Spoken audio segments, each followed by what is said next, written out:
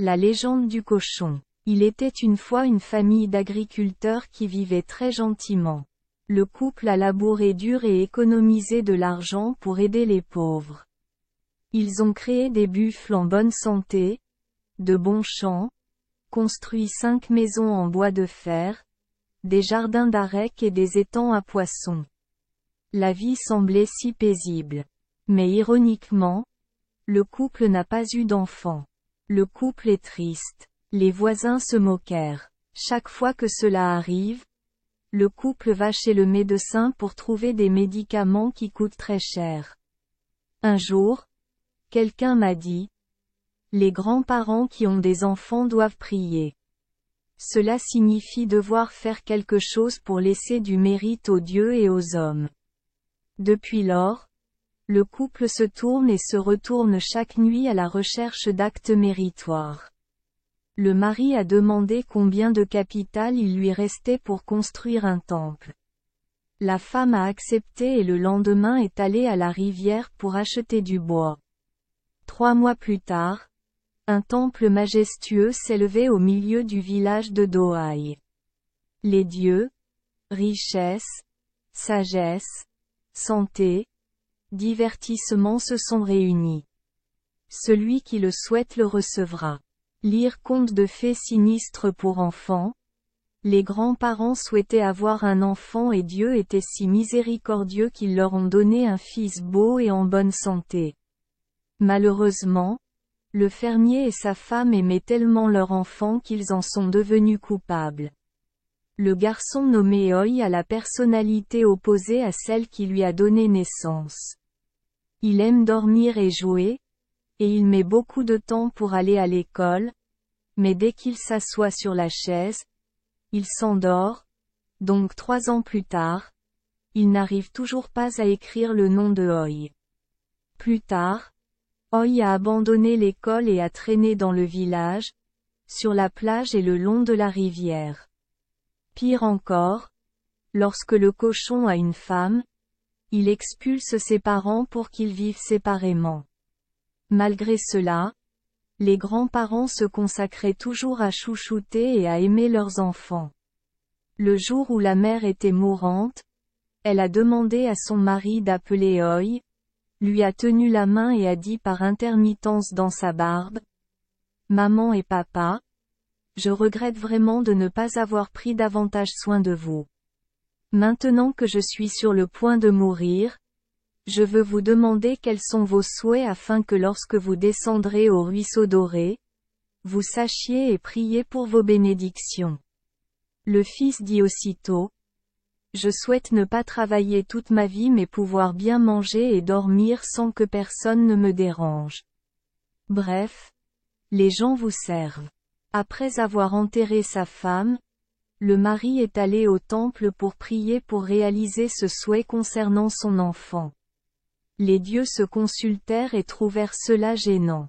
En fait, si vous demandez de la richesse, un esprit clair, une santé extraordinaire ou des divertissements gratuits, c'est facile.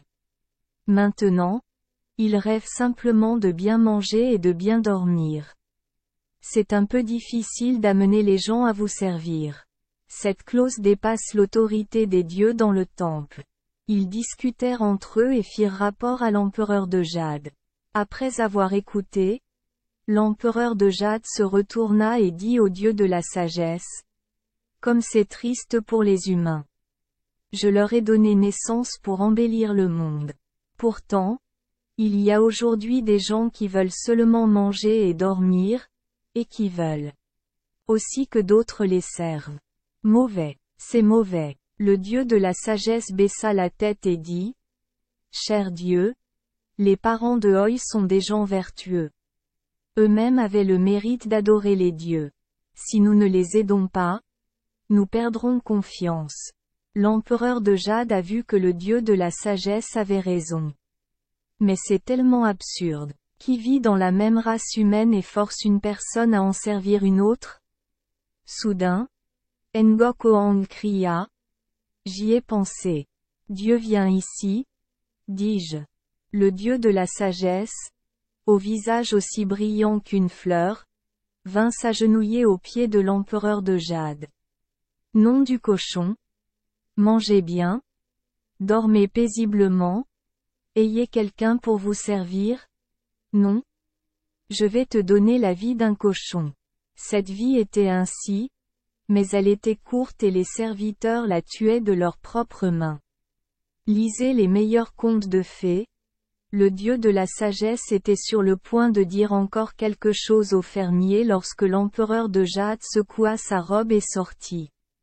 Le dieu retourna tristement au village de Dohaï et apprit que le vieux fermier et son fils nommé Oi étaient décédés il y a 6 mois. Ce qui est étrange, c'est que dans le village de Dohaï, une petite montagne avec du feu s'élevait, scintillant avec les mots « Ok Tuongto ».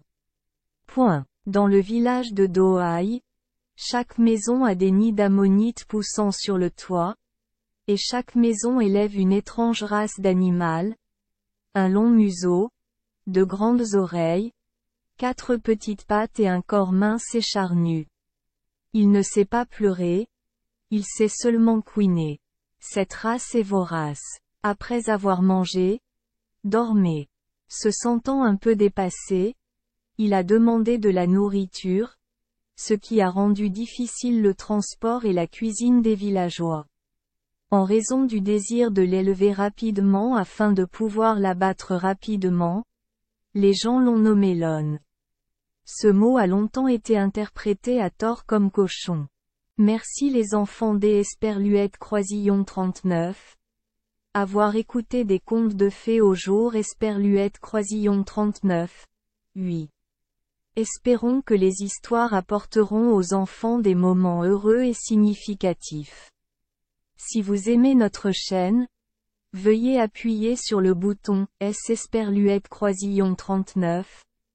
Abonner, pour ne manquer aucune histoire intéressante. Je vous souhaite une bonne nuit de sommeil et de beaux rêves. Rendez-vous dans la prochaine histoire.